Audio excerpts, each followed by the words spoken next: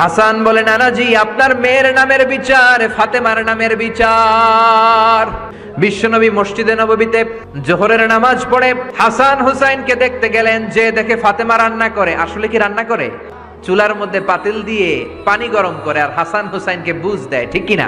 বিশ্বনবীর পায়ের আওয়াজ শুনে ঘুমন্ত হাসান আর হুসাইন জেগে গেল। দৌড়ে এসে নানাজিকে ঝাপটে ধরে ডেকে বলে, নানাজি গতকাল কেন দেখতে আসলেন না? আজকে দুপুর হয়ে গেল, বিকেল হয়ে যাচ্ছে, এখন বুঝি আপনি দেখতে আসার সময় হলো?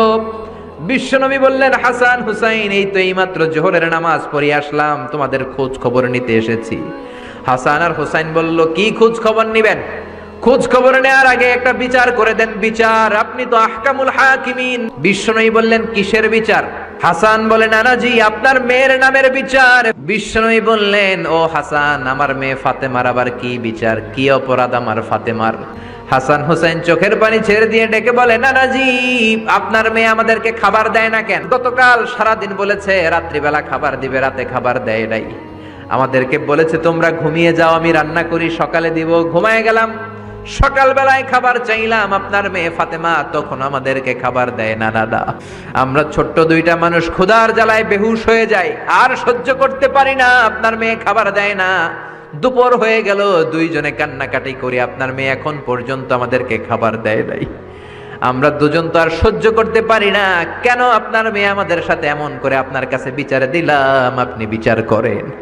বিশ্বনবী আর কি বিচার করবেন? ডেকে বললেন, হাসান রে কাছে আয়।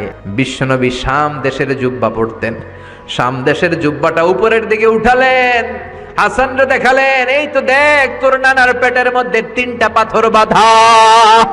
একদিন না খেয়ে থাকার কারণে তোদের পেটে এত জ্বালা, এত কষ্ট। আমি বিশ্বনবীর পেটে গত 3 দিন যাবত কোনো দানা পানি পড়ে নাই।